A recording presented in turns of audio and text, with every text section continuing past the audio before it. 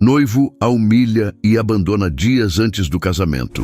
Meses depois, ela vira enfermeira de um CEO milionário paraplégico e o que eles descobrem juntos choca a todos. Antes de continuarmos, comente de qual cidade você está assistindo. E no final, não se esqueça de avaliar esta história de 0 a 10. Aproveite. O sol da manhã mal atravessava as cortinas finas do café nos jardins, mas já aquecia a pele de Lúcia Almeida enquanto ela se acomodava na cadeira de vime, o aroma de café recém-passado envolvendo-a como um abraço que ela não sabia que precisava. Vestia um vestido azul simples, mas elegante, que realçava seus olhos castanhos, ainda brilhantes de expectativa. Era um dia qualquer, ou assim ela pensava, até que Rafael, seu noivo, sentou-se à sua frente. Ele não sorriu. Não tocou no cappuccino que a garçonete acabara de trazer. Seus olhos, normalmente quentes, estavam opacos, distantes, como se pertencessem a outra pessoa. A gente precisa conversar, disse ele, a voz firme, quase cortante. Lúcia sentiu um arrepio subir pela espinha. O tom não era de quem planejava discutir detalhes do casamento, marcado para dali a 10 dias. Ela tentou sorrir, disfarçar a inquietação, mas suas mãos tremiam levemente enquanto segurava a xícara. Rafael não a olhou nos olhos. Em vez disso, tirou do bolso uma caixinha de veludo preto, idêntica à que ele usou meses antes, quando a pediu em casamento sob as luzes suaves de um jantar à beira do lago. Mas agora, ao abrir a caixinha, ele não a ofereceu. Estendeu-a com um gesto seco, como quem entrega um ultimato. Eu quero o anel de volta, Lúcia. O anel da minha família. O mundo pareceu desacelerar. O som dos talheres tilintando nas mesas ao redor, as risadas abafadas de um casal na mesa ao lado, o zumbido do ar-condicionado, tudo se dissolveu em um silêncio ensurdecedor. Lúcia piscou, atônita, como se as palavras de Rafael fossem uma língua estrangeira que ela não conseguia traduzir. O anel, um delicado aro de ouro com uma safira incrustada, brilhava na caixinha como uma acusação. Ela o tirou do dedo lentamente, sentindo o peso daquele gesto como se arrancasse um pedaço de si mesma. Rafael, o que está acontecendo? Sua voz saiu fraca, quase um sussurro, mas carregada de uma súplica que ela não conseguia esconder. Ele hesitou por um instante, mas logo endireitou os ombros, como se estivesse se preparando para um golpe final. Eu não posso me casar com você, Lúcia. Não é mais certo. Ele fez uma pausa, os olhos fixos em algum ponto além dela. Estou com outra pessoa. Lorena Prado. O nome caiu como uma pedra no peito de Lúcia. Lorena Prado, a filha de um magnata do setor médico, uma mulher que parecia flutuar acima de todos, com sua beleza intocável e sua vida de capa de revista. Lúcia a viu apenas uma vez, em um evento de caridade onde Rafael trabalhava como consultor financeiro. Lorena havia sorrido para ela, um sorriso polido, mas frio, como se soubesse algo que Lúcia não sabia. Agora, tudo fazia sentido. Você... Lúcia engoliu em seco, lutando contra as lágrimas que ameaçavam transbordar. Há quanto tempo? Não importa, respondeu ele com uma frieza que a fez estremecer. É melhor assim, para nós dois. Melhor? Como poderia ser melhor? Lúcia quis gritar. Quis jogar a xícara de café na cara dele, quis implorar para que ele dissesse que era uma brincadeira cruel, mas não fez nada disso. Apenas entregou o anel, sentindo o metal frio contra a palma da mão, e assistiu Rafael guardá-lo no bolso como se fosse um objeto qualquer, não o símbolo de um futuro que eles planejaram juntos. Ele se levantou, deixou algumas notas sobre a mesa e, sem dizer mais uma palavra, saiu do café. Lúcia ficou ali, paralisada, o coração batendo tão alto que parecia ecoar nas paredes. As pessoas ao redor continuavam suas conversas, alheias ao terremoto que acabara de devastar sua vida. 10 dias. Faltavam apenas 10 dias para o casamento. O vestido já estava pronto, os convites enviados, os sonhos costurados em cada detalhe. E agora, tudo desmoronava. As horas seguintes passaram Lúcia caminhou como um pelas borrão. ruas do jardim sem rumo, os saltos batendo contra o asfalto como se tentassem despertar algum senso de realidade. Quando finalmente chegou ao apartamento que dividia com Rafael em Moema, a porta estava entreaberta, como se zombasse de sua vulnerabilidade. Ela empurrou a porta com hesitação e encontrou suas coisas organizadas em malas ao lado da entrada. Não era o trabalho de Rafael. Ele nunca teria tido tanto cuidado. As roupas estavam dobradas, os livros empilhados com precisão, os objetos pessoais embrulhados em papel de seda. Alguém foi pago para fazer isso, para apagar sua presença com uma eficiência cruel.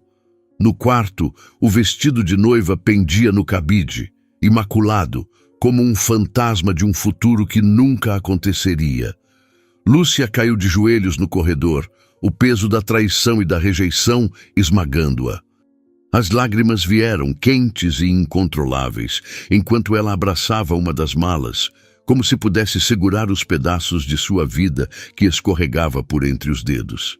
Ela não entrou no quarto. Não conseguiu. O vestido, com seu tule delicado e as pérolas costuradas à mão, era uma lembrança cruel demais. Sem saber para onde ir, Lúcia pegou o celular com as mãos trêmulas e ligou para a única pessoa que sempre esteve lá, mesmo nos piores momentos. Sua mãe, Dora. A voz de Dora, rouca, mas cheia de ternura, respondeu no segundo toque. Lúcia, meu amor, o que houve? Mãe. A voz de Lúcia falhou, engasgada pelo choro. Eu não sei o que fazer. Não precisa explicar agora. A porta está aberta, meu bem. Venha para casa. A viagem até a aclimação foi um borrão de luzes da cidade e pensamentos desordenados. O apartamento de Dora, um refúgio modesto com paredes cobertas de fotos antigas e móveis gastos pelo tempo, parecia o único lugar seguro no mundo. Dora, com seus cabelos grisalhos presos em um coque frouxo e o avental desbotado, abraçou a filha sem fazer perguntas. Naquela noite, Lúcia dormiu no seu antigo quarto, sob uma manta de crochê que cheirava a lavanda e infância.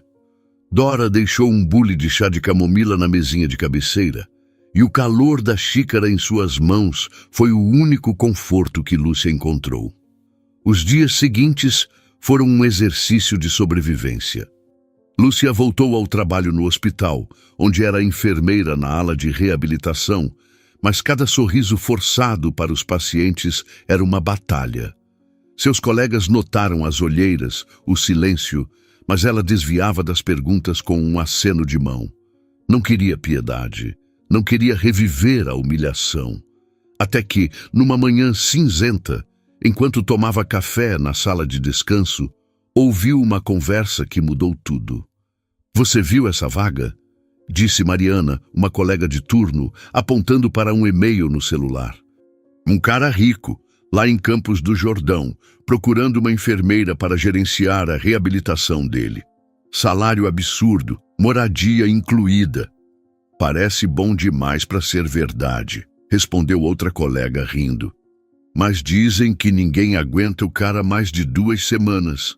É um ogro. Lúcia ergueu os olhos, intrigada. Algo naquela proposta a fez parar. Talvez fosse o desespero por uma mudança, por um motivo para deixar São Paulo e todas as lembranças de Rafael. Talvez fosse apenas curiosidade. Ela anotou o contato no celular, sentindo um estranho misto de esperança e medo. Dias depois, Lúcia estava em um ônibus rumo a Campos do Jordão, a mala no bagageiro e o coração ainda em pedaços.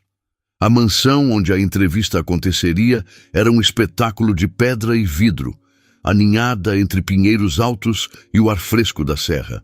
Quando desceu do táxi, sentiu o peso do desconhecido. Quem era esse homem que ninguém conseguia suportar? E por que, apesar de tudo, ela sentia que aquele era o começo de algo que não conseguia explicar? A governanta, Celina, uma mulher de meia idade com postura rígida e olhos penetrantes, recebeu-a na entrada. Você é pontual. Gosto disso, disse ela, com um leve aceno de aprovação. Vamos ser diretas. O senhor Rodrigo Vilela, 36 anos, sofreu um acidente de moto há 9 meses. Ele precisa de alguém que gerencie sua reabilitação física e, francamente, que tenha paciência. Ele não é fácil. Lúcia assentiu, tentando ignorar o nó no estômago. Quando finalmente conheceu Rodrigo, ele estava de costas, olhando pela janela panorâmica que dava para o jardim. Era alto, com ombros largos e uma presença que dominava o ambiente, mesmo em uma cadeira de rodas. Seus cabelos escuros caíam sobre a testa, e o olhar, quando se virou para ela, era frio, quase cortante. Posto que você desiste em 4 dias, disse ele, a voz carregada de sarcasmo. Lúcia sustentou o olhar, surpresa com a própria coragem. Aposto que não, respondeu, com uma firmeza que nem ela sabia que tinha. Rodrigo riu, um som seco, sem humor. Naquela noite, sozinha no quarto de hóspedes da mansão, Lúcia abriu o contrato que Celina lhe entregara. As cláusulas eram claras, o salário era tentador, mas o verdadeiro desafio estava nas entrelinhas, sobreviver àquele homem e ao peso de sua própria dor. No dia seguinte, Lúcia seguiu Celina pelos corredores da mansão até o ginásio onde Rodrigo estava. E, Lúcia falou, não leve as palavras dele para o lado pessoal. Ele não é mais o mesmo desde o acidente. Lúcia assentiu, mas a advertência de Celina só aumentou o nó em seu estômago. Quem era Rodrigo Vilela, afinal?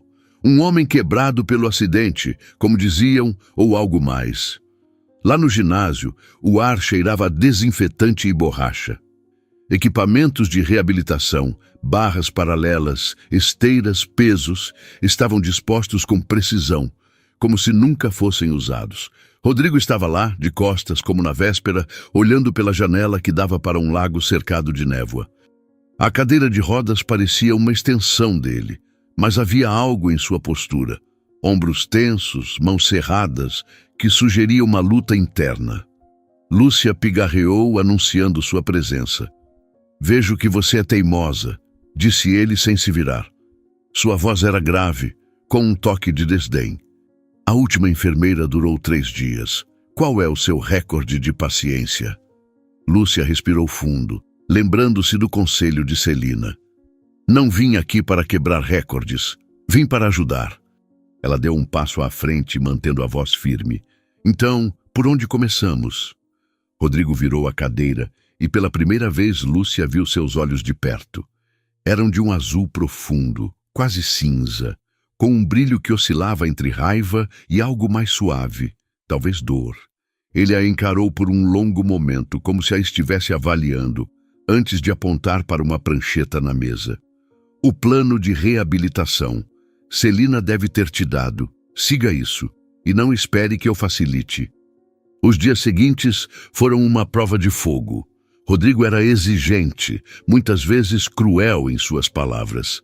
Criticava cada movimento de Lúcia, cada ajuste nos exercícios, como se testasse sua resistência. Você segura o peso como se fosse uma criança com medo de quebrar um brinquedo, disse ele uma vez, com um sorriso sarcástico. Mas Lúcia não cedeu. Ela respondia com calma, ajustava os equipamentos com precisão e, aos poucos, começou a perceber pequenas rachaduras na armadura dele. Na terceira noite, incapaz de dormir, Lúcia ouviu um barulho vindo do ginásio. Era tarde, quase meia-noite, e a mansão estava mergulhada em silêncio. Curiosa, ela desceu as escadas, o coração acelerado. Ao abrir a porta do ginásio, o que viu a fez congelar. Rodrigo estava em pé, apoiado nas barras paralelas, o rosto contorcido de esforço, o corpo tremendo enquanto tentava dar um passo. O suor escorria por sua testa e seus braços fortes, apesar dos meses de imobilidade, tremiam sob o peso do próprio corpo. "Saia daqui!"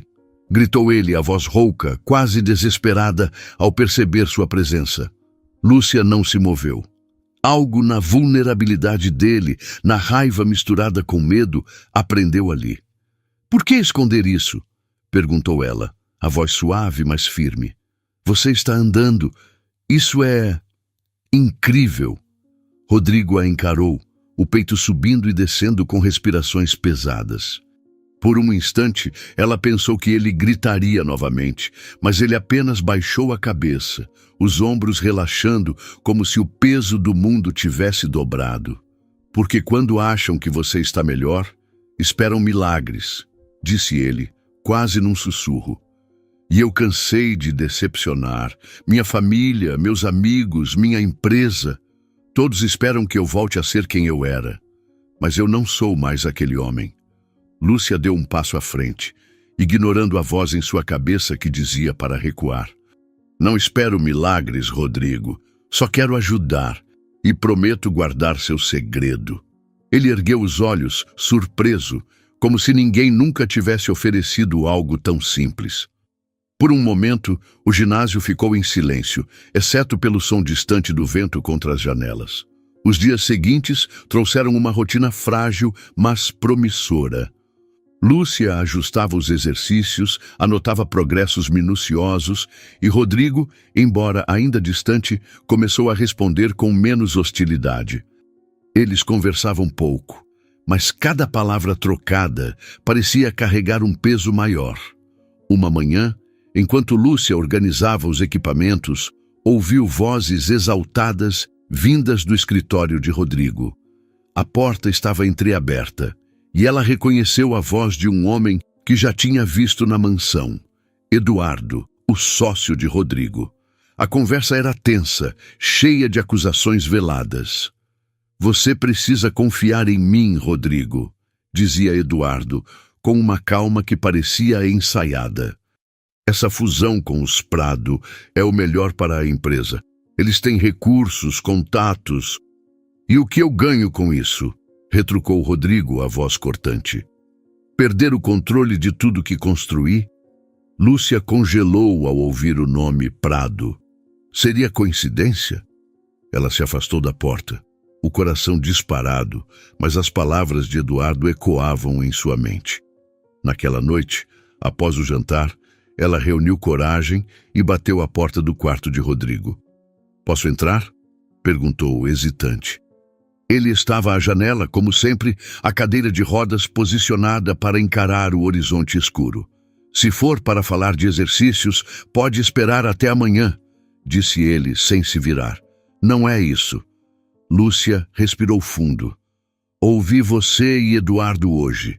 Ele mencionou os Prado e seria da família de Lorena Prado." Rodrigo virou a cadeira lentamente, o rosto endurecido. "O que você sabe sobre os Prado?" Lúcia engoliu em seco, sentindo o peso da confissão. "Meu noivo, ex-noivo, ele me deixou por ela. Há alguns dias." Sua voz tremia, mas ela continuou. "Não sei o que está acontecendo, mas espero que não confie nessa mulher e em tudo que pode estar por trás dessa proposta." O ar no quarto de Rodrigo tornou-se denso, elétrico, como o céu antes de uma tempestade. O nome Prado, lançado por Marina naquela confissão trêmula, pairava entre eles, não mais como uma coincidência, mas como o elo sombrio que unia dois mundos de dor. Rodrigo virou a cadeira de rodas lentamente, o movimento suave do mecanismo contrastando com a rigidez de seus ombros. Seus olhos, aquele azul profundo que Marina aprendera a decifrar, não continham mais o sarcasmo habitual. Havia algo mais antigo ali, mais perigoso. O brilho frio de um predador que acaba de identificar a ameaça. "Lorena Prado." Ele repetiu, a voz baixa, um rosnado contido que fez um arrepio percorrer a espinha de Marina. Então o mundo não é apenas pequeno. É doentiamente interligado. Ele a estudou por um longo momento, o silêncio se esticando até quase romper. Não era um olhar de pena, nem de curiosidade mórbida.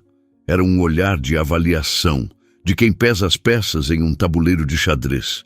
Marina sentiu-se exposta, como se ele pudesse ver através de sua fachada de enfermeira competente e enxergar diretamente a mulher humilhada, abandonada em um café nos jardins. Mas pela primeira vez desde aquele dia, ela não sentiu vergonha. Sustentou o olhar dele, a respiração presa no peito, sentindo uma estranha corrente de força emanar daquela vulnerabilidade compartilhada. O que mais você sabe sobre eles? A pergunta de Rodrigo foi direta, cortante, a voz de um homem acostumado a comandar, a extrair informações, a ir direto ao cerne da questão. Marina engoliu em seco, organizando os fragmentos de sua humilhação em uma narrativa coerente. Quase nada. Rafael, meu ex-noivo, era consultor financeiro, ambicioso. Ele a conheceu em um evento de caridade. Foi rápido. Em uma semana, ele terminou nosso noivado de 2 anos, pediu o anel da família de volta e anunciou que estava com ela. Ela deu de ombros, um gesto que tentava minimizar a ferida ainda aberta. Ele disse que era melhor assim, para ele certamente foi. Rodrigo manobrou a cadeira, aproximando-se da janela panorâmica, seus dedos tamborilando no apoio de braço de metal. A noite lá fora era um veludo negro, salpicado pelas luzes distantes. Melhor assim, ele murmurou, o tom carregado de um desprezo que não era para ela. É a frase que os covardes usam para justificar a própria traição. Ele se virou para ela, o rosto uma máscara de fúria controlada. Eduardo, meu sócio, meu amigo de infância, tem me pressionado há muitos meses para aceitar uma fusão com o Grupo Prado. O pai de Lorena, Otávio Prado, é um tubarão. Um abutre disfarçado em terno de grife. Ele quer minha empresa de tecnologia e sistemas hospitalares, mas não quer pagar o preço justo. Ele quer o controle, a patente, a alma do negócio que eu construí do zero. A cada palavra, a atmosfera no quarto ficava mais carregada. Marina sentia-se como se tivesse tropeçado em um campo minado. Eu recusei todas as propostas, continuou Rodrigo, a voz agora um fio de aço. Disse a Eduardo que preferia queimar a empresa a entregá-la nas mãos de Otávio.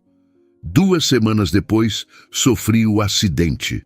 Ele cuspiu a palavra como se fosse veneno. Os freios da minha moto falharam em uma curva na serra. A perícia foi inconclusiva. A polícia arquivou como uma fatalidade que, por sorte, não me matou. Mas eu sei que não foi um acidente. O mundo de Lúcia inclinou-se sobre seu eixo. A dor de um coração partido parecia quase trivial diante daquela revelação. Aquilo não era um drama romântico, era uma conspiração. Você acha que eles... os Prado...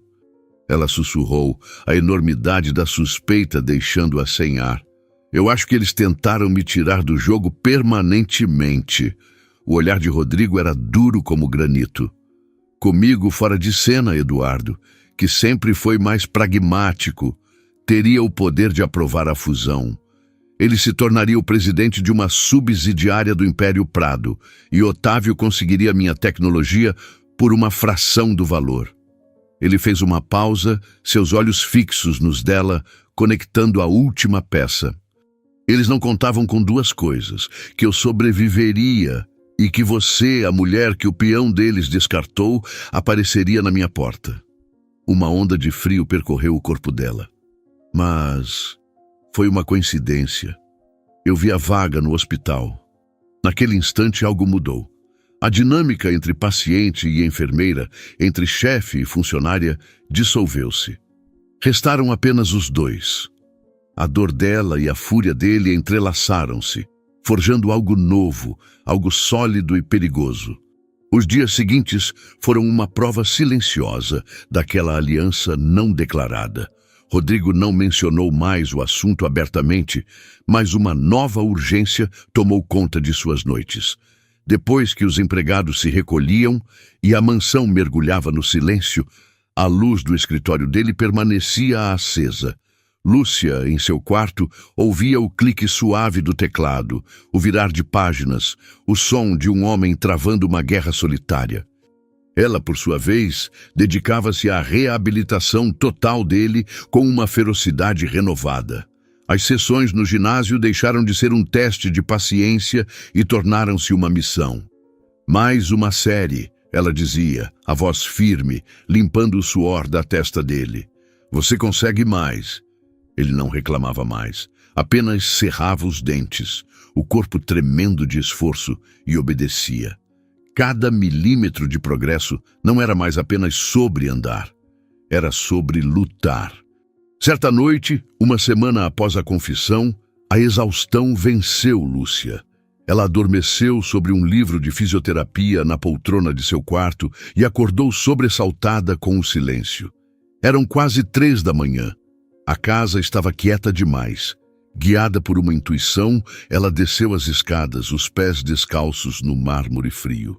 A luz do escritório de Rodrigo estava acesa, a porta entreaberta. Ela espiou pela fresta. Ele não estava em sua mesa. Estava do outro lado da sala, em frente a um enorme quadro branco coberto de diagramas, nomes e setas conectando empresas e pessoas. E ele estava de pé, sozinho, apoiado em uma bengala de metal que ela nunca tinha visto. O corpo dele estava tenso, mas ereto. Ele estudava o quadro com a concentração de um general planejando uma invasão. O coração de Lúcia deu um salto. Ela não sentiu o choque da primeira vez que o vira em pé. Sentiu uma onda de admiração tão intensa que a deixou sem fôlego. Ele não estava apenas se recuperando, estava se reerguendo. Ela recuou antes que ele a notasse, o coração batendo descompassado. Voltou para o quarto e sentou-se na cama, a mente a mil. Aquele homem não precisava de uma enfermeira, precisava de uma aliada, e ela não podia mais ficar à margem, apenas observando. No dia seguinte, após a sessão de fisioterapia, enquanto guardava os pesos, ela tomou uma decisão. Rodrigo. Ele estava na cadeira de rodas, secando o rosto com uma toalha, a respiração ainda ofegante. Ele ergueu os olhos. Eu sei que você está investigando os Prado e sei que está fazendo isso sozinho. Ela foi direta, sem rodeios. Isso acaba hoje. O que você está propondo? Estou propondo uma parceria, de verdade. Ela se aproximou, sua voz baixando para um tom conspiratório. Você tem a estratégia, a inteligência, o conhecimento do jogo corporativo. Eu tenho a capacidade de observar, de ouvir, de passar despercebida.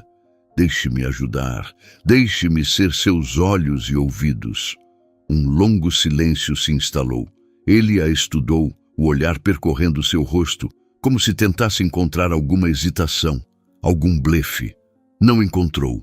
Encontrou apenas a mesma determinação que via no espelho.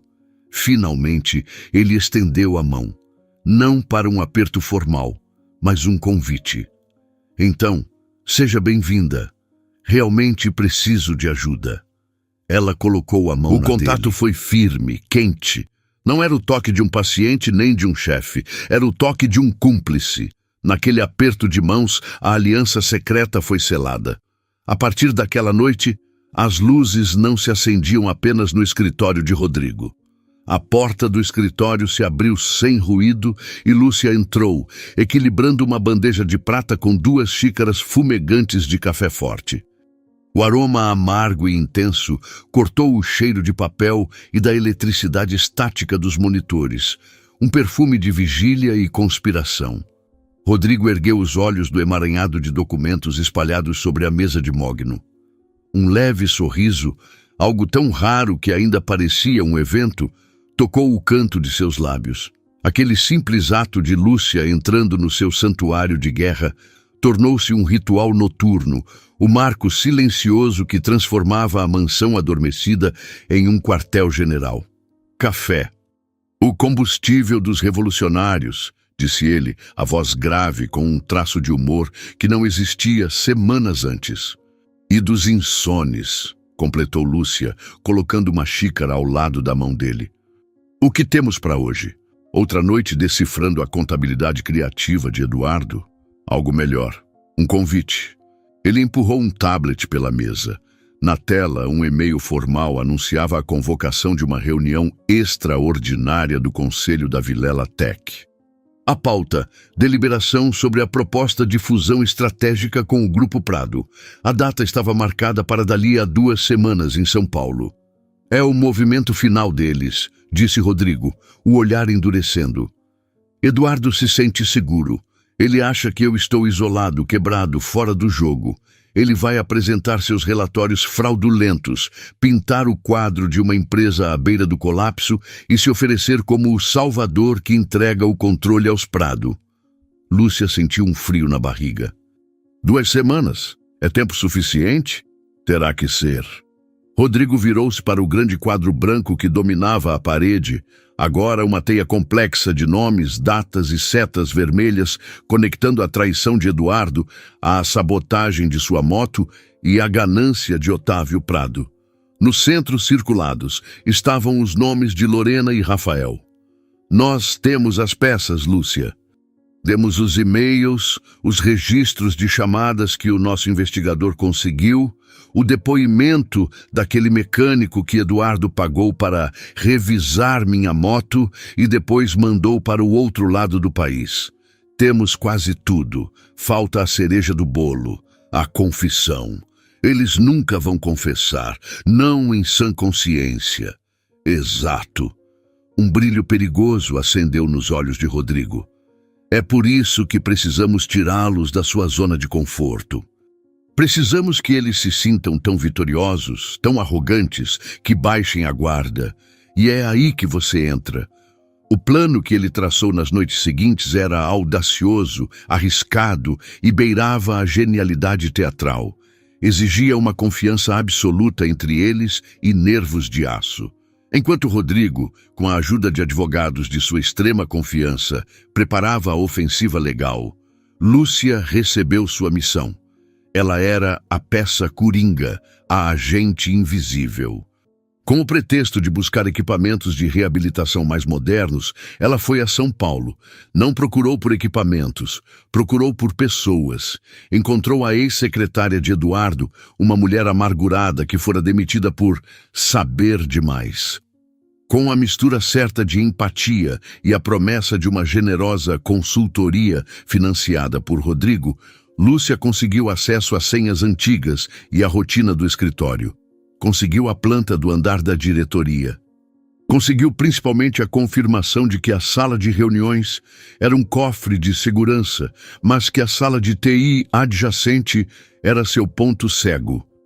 A noite anterior à reunião foi a mais longa de suas vidas. Não dormiram. Passaram as horas repassando cada detalhe, cada possível falha, cada contingência. Você não precisa fazer isso, Lúcia, disse Rodrigo em um raro momento de hesitação, vendo a palidez no rosto dela sob a luz da luminária. É perigoso. Mais perigoso que ser abandonada há 10 dias do casamento, mais perigoso que ver o homem que eu amava se transformar em um peão de um jogo sujo. Ela balançou a cabeça, a determinação em seus olhos castanhos inabalável. Eu preciso fazer isso, Rodrigo. Por você. E talvez um pouco por mim. Para fechar essa porta de uma vez por todas. Na manhã seguinte, a sala de reuniões da Vilela Tech era exatamente como Lúcia imaginara. Um aquário de poder e tensão. Disfarçada com um crachá de suporte técnico e um uniforme que a tornava praticamente invisível, ela entrou na sala de controle minutos antes de todos chegarem. Seu coração batia uma sinfonia de pânico e adrenalina. Com as mãos trêmulas, mas precisas, ela ativou a escuta que um técnico, leal a Rodrigo, havia instalado na noite anterior. As vozes da sala de reuniões começaram a fluir em seu fone de ouvido, claras e nítidas. Ela viu pelo monitor, quando Eduardo iniciou a reunião, o tom pomposo, a falsa compaixão ao mencionar a ausência de Rodrigo. Viu Otávio Prado, o tubarão, e sua filha, Lorena, a personificação da vitória. E então viu Rafael. Ele parecia um fantasma em um banquete, desconfortável, fora de lugar. O olhar dele cruzou a câmera por um segundo e Lúcia sentiu uma pontada de algo que já não era dor, mas uma espécie de pena distante. Pelo bem da companhia que ele tanto amou, disse a voz de Eduardo em seu ouvido. Lúcia respirou fundo. Agora, as portas duplas se abriram e o roteiro que eles ensaiaram à exaustão tornou-se realidade. A entrada de Rodrigo foi um golpe de mestre. O silêncio chocado, os rostos pálidos, a pura incredulidade. Lúcia sentiu um orgulho avassalador ao vê-lo caminhar, cada passo uma declaração de guerra, a bengala não como um sinal de fraqueza, mas de poder. Ela ouviu a negação desesperada de Eduardo. Com um comando em seu tablet, ela iniciou a apresentação. A tela gigante ganhou vida e as provas da traição começaram a desfilar, uma a uma, sincronizadas com a narrativa implacável de Rodrigo. Cada e-mail, cada extrato, era uma pá de terra sobre o caixão da conspiração deles. Lúcia via os rostos no monitor se contorcendo, a arrogância de Eduardo se desfazendo em pânico, a fúria impotente de Otávio e o terror puro no rosto de Rafael quando Rodrigo o apontou com a bengala. A lealdade dela não estava à venda. Quando Rodrigo olhou em sua direção, através do vidro espelhado que a escondia, Lúcia sentiu como se ele pudesse vê-la. Naquele olhar, toda a aliança, toda a confiança, todas as noites em claro se solidificaram. Ela não era mais uma vítima, era uma arquiteta daquela justiça. A votação foi rápida, brutal. A remoção de Eduardo foi unânime. A debandada dos Prado e de Rafael foi a cena final de uma peça que chegava ao fim. Lúcia observou Rafael sair por último, um homem quebrado que havia apostado tudo na ganância e perdido até a si mesmo. Ela desligou o sistema de áudio, o silêncio repentino em seus ouvidos. Um alívio bem-vindo. Quando a sala se esvaziou, ela saiu de seu esconderijo. Rodrigo estava lá, no meio da sala, apoiado em sua bengala. O peso da batalha finalmente visível em seus ombros. Ele parecia exausto, mas seus olhos brilhavam com uma luz que ela nunca vira antes. "Nós conseguimos", disse ele, a voz embargada. "Você conseguiu", ela respondeu, aproximando-se. O sorriso que ela lhe ofereceu genuíno e luminoso. "Você andou até aqui e tomou de volta o que era seu. Eu apenas segurei a lanterna." Ele balançou a cabeça, um movimento lento. "Uma lanterna no escuro vale mais que o sol ao meio-dia, Lúcia. Você foi minha lanterna." Ele deu um passo em sua direção, fechando a distância entre eles. O ar na sala, antes carregado de traição, agora vibrava com uma eletricidade diferente, uma tensão que não tinha nada a ver com negócios ou vingança. Era algo diferente. Ele ergueu a mão livre e, com uma delicadeza que contrastava com a força que acabara de demonstrar, tocou o rosto dela, o polegar traçando suavemente a linha de sua mandíbula. "Acabou", ele sussurrou, mais para si mesmo do que para ela. "Não, sim", respondeu ela, a voz pouco mais que um sopro, perdendo-se no azul profundo dos olhos dele. "Acabou." O toque de Rodrigo foi como um fósforo riscado no escuro. A aspereza de sua pele contra a maciez do rosto de Lúcia, a intensidade em seu olhar, tudo conspirou para dissolver o último resquício de formalidade entre eles. O ar na sala de reuniões, antes rarefeito pela tensão, agora era denso, carregado de uma eletricidade que nada tinha a ver com a vitória que acabaram de conquistar. Era a energia crua e inegável de meses de dor, solidão e luta que finalmente encontravam um ponto de combustão. Quando os lábios dele encontraram os dela, não foi um beijo de celebração. Foi um beijo de reconhecimento. Havia a urgência de quem esteve à beira do abismo e encontrou uma mão para segurar. Havia a ferocidade de meses de raiva contida, agora transformada em uma paixão avassaladora. E havia, acima de tudo, uma ternura profunda, a gratidão silenciosa de duas almas que se viram, de verdade, pela primeira vez. Lúcia respondeu com a mesma intensidade, as mãos subindo para o pescoço dele, os dedos se embrenhando em seu cabelo, puxando-o para mais perto. O mundo exterior, com seus arranha-céus e sua lógica fria, desapareceu. Só existia o calor daquele beijo, o sabor de café e vitória, a sensação de finalmente estar em casa, não em um lugar, mas em um momento. A bengala de Rodrigo caiu no chão com um baque surdo, esquecida. Ele não precisava mais dela. Apoiou-se em Lúcia, o corpo forte pressionando o dela contra a parede de vidro, a cidade de São Paulo se estendendo abaixo deles como um tapete de luzes indiferente ao incêndio que os consumia. O beijo se aprofundou, tornando-se mais quente, mais exigente.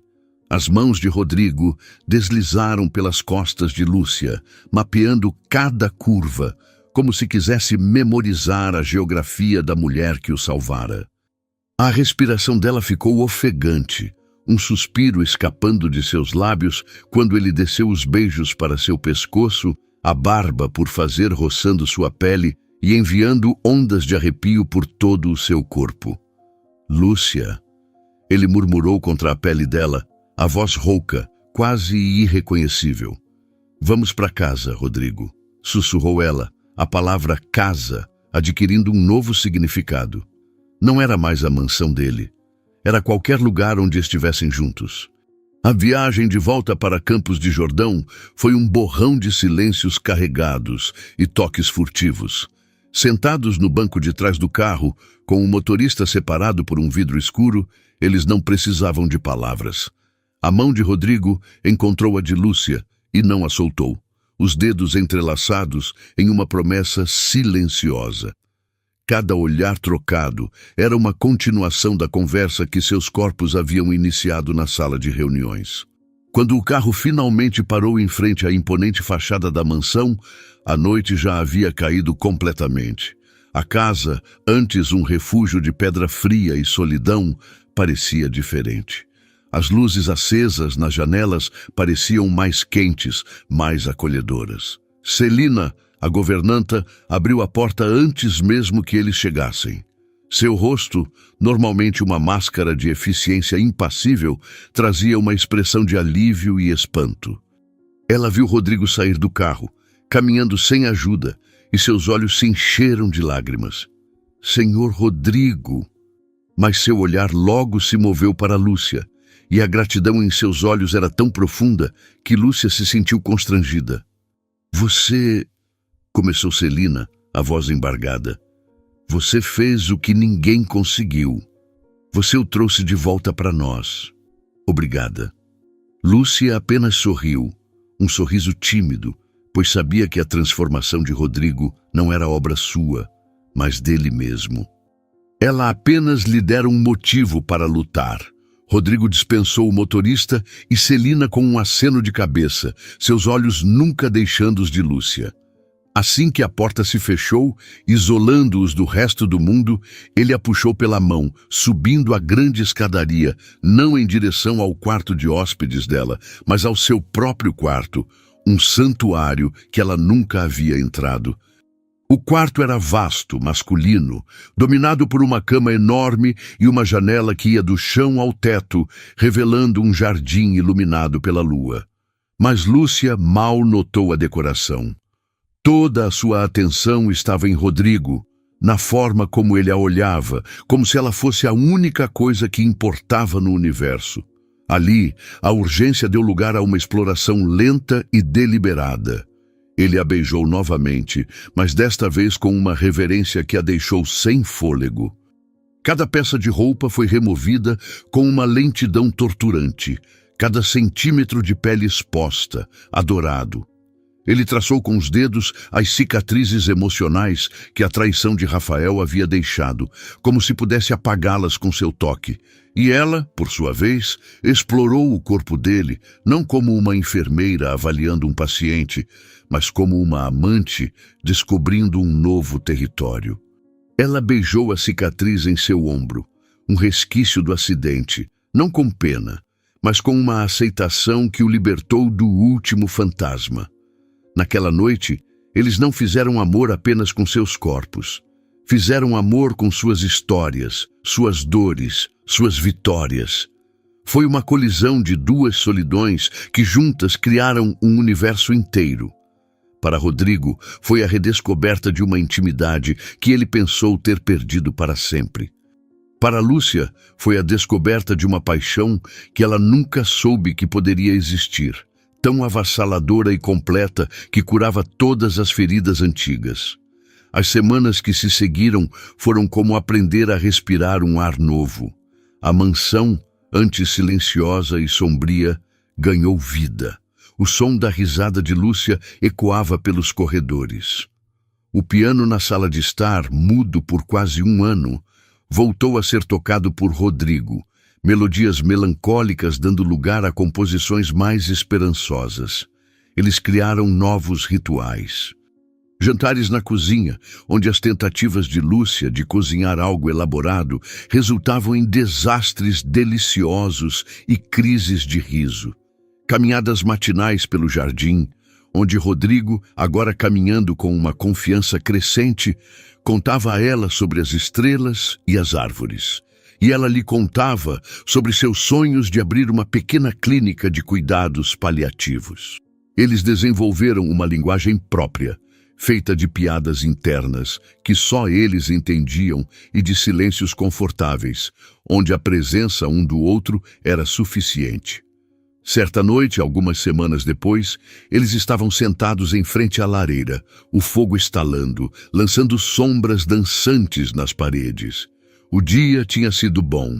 Rodrigo havia presidido sua primeira reunião de conselho completa desde o retorno, firme e no controle. Lúcia havia passado a tarde desenhando os primeiros esboços de sua futura clínica. Eu estive pensando, disse Rodrigo, quebrando o silêncio confortável.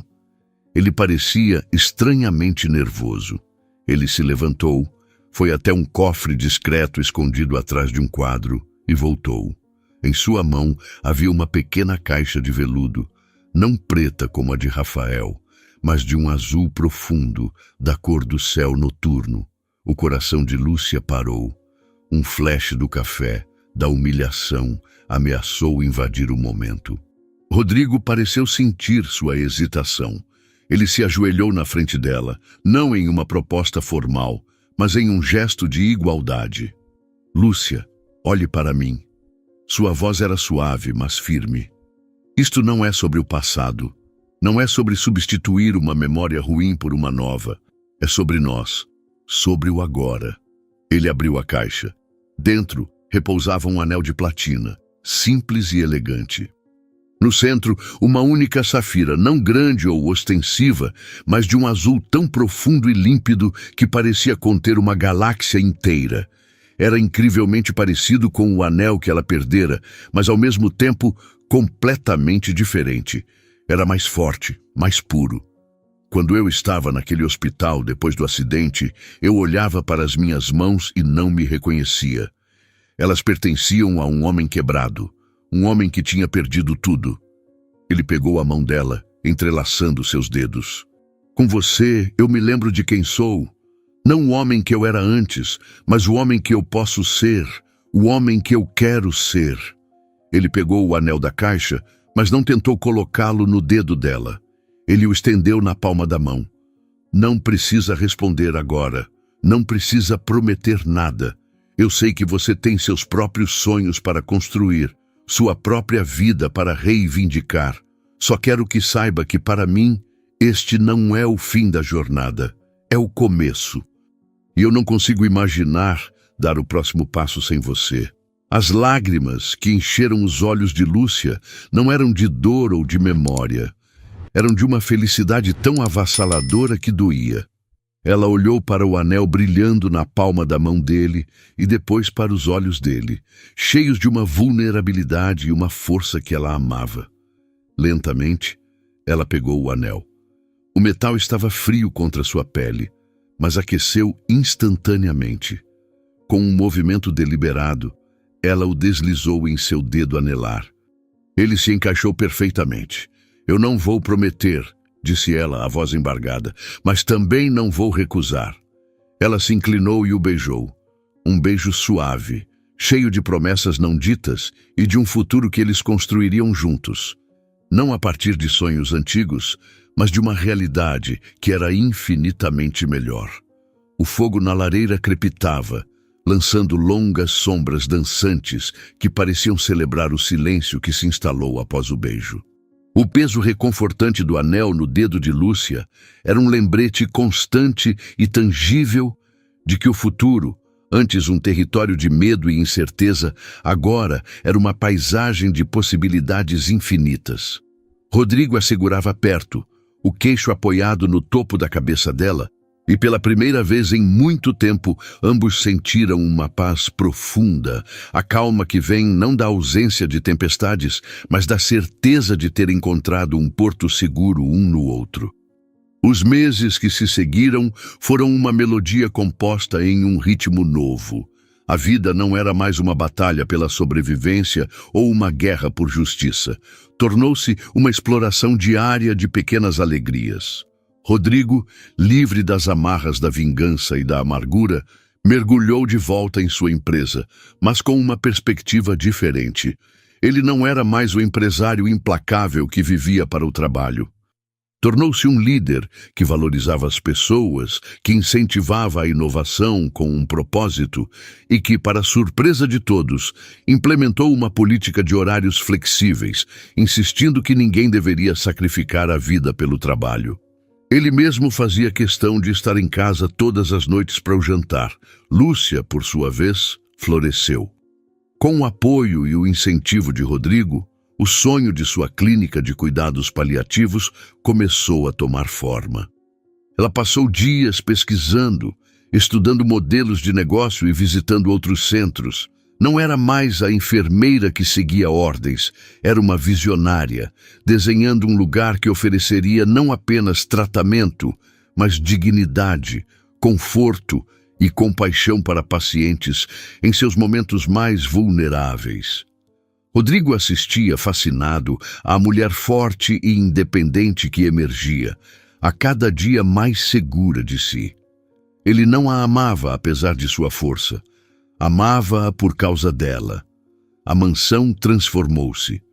O ginásio, antes um lugar de dor e esforço solitário, tornou-se um espaço onde eles às vezes dançavam desajeitadamente ao som de músicas antigas. Os jardins, antes apenas uma paisagem a ser vista pela janela, tornaram-se o cenário de longas caminhadas de mãos dadas. A casa não era mais um castelo de isolamento, mas um lar vibrante, cheio de risadas e planos. 6 meses depois que o anel encontrou seu dedo, em uma manhã ensolarada de primavera, Rodrigo entrou na biblioteca onde Lúcia estava debruçada sobre as plantas de sua clínica. "Faça as malas", disse ele com um sorriso misterioso. "Malas? Para onde?" ela perguntou, erguendo os olhos intrigada. "É uma surpresa. Apenas leve roupas de verão e aquele seu vestido que tem a cor do mar ao meio-dia." 2 dias depois, eles pousaram em um pequeno aeroporto no Espírito Santo. Um carro os levou por uma estrada sinuosa que serpenteava entre a mata atlântica exuberante e o azul ofuscante do oceano. O destino era uma pequena vila de pescadores, quase intocada pelo turismo de massa, e uma casa de praia minimalista, toda em vidro e madeira, aninhada em uma enseada particular. A areia era branca e fina, e o mar, de um verde azulado translúcido, quebrava suavemente na praia. "Rodrigo, que lugar é este?" sussurrou Lúcia maravilhada, enquanto pisava descalça na areia quente. "Este é o lugar onde meu pai me trazia quando eu era criança. Antes da Vilela Tech, antes do dinheiro, antes de tudo. Era apenas ele, eu e o mar. Eu não vinha aqui desde que ele morreu." Ele olhou para ela, os olhos cheios de uma emoção crua. "Eu queria compartilhar o meu começo com você, já que você foi a responsável pelo meu recomeço." Aqueles dias na praia foram mágicos, suspensos no tempo. Eles acordavam com o som das ondas, passavam as manhãs nadando no mar calmo, as tardes lendo em redes na varanda e as noites jantando peixe fresco comprado diretamente dos pescadores, sob um céu tão estrelado que parecia irreal. Em sua última tarde, eles caminharam pela praia enquanto o sol começava sua descida, pintando o céu com tons de laranja, rosa e violeta. Rodrigo já não mancava mais. Sua caminhada era firme, confiante, a de um homem em paz consigo mesmo. Ele parou e virou-se para o mar, observando as ondas que vinham e iam, apagando suas pegadas na areia. "Você acha que um dia a gente volta a ser quem era antes?" Ele perguntou, a voz pensativa, quase um sussurro levado pela brisa do mar. Lúcia parou ao lado dele, seguindo seu olhar para o horizonte infinito. A pergunta pairou no ar, carregada com o peso de tudo o que haviam passado. Ela pensou na Lúcia, que existia antes, a mulher ingênua que acreditava em um amor de conto de fadas e que se desfez em pedaços com a primeira tempestade. Pensou no Rodrigo, o gênio arrogante e solitário que se escondia atrás de sua armadura de sucesso. Ela se virou para ele, um sorriso sereno e sábio iluminando seu rosto. O sol poente se refletia em seus olhos, fazendo-os brilhar como ouro derretido. Ela pegou a mão dele, seus dedos se entrelaçando com os dele, o anel de safira capturando o último raio de luz. "Espero que não", respondeu ela, a voz clara e firme acima do murmúrio das ondas, "porque quem nos tornamos agora é muito melhor." Ela se aproximou e o beijou, um beijo salgado pelo mar, doce pelo amor e profundo pela compreensão mútua. Não era mais o beijo febril da paixão recém-descoberta, nem o beijo desesperado de dois sobreviventes. Era o beijo calmo e seguro de dois parceiros, duas almas que não apenas haviam encontrado uma a outra, mas que haviam se ajudado a se encontrar. Rodrigo a abraçou, enterrando o rosto em seus cabelos, inalando o cheiro de maresia e de Lúcia. Ele entendeu. O passado não era algo a ser apagado ou superado. As cicatrizes, tanto as visíveis quanto as invisíveis, eram parte deles.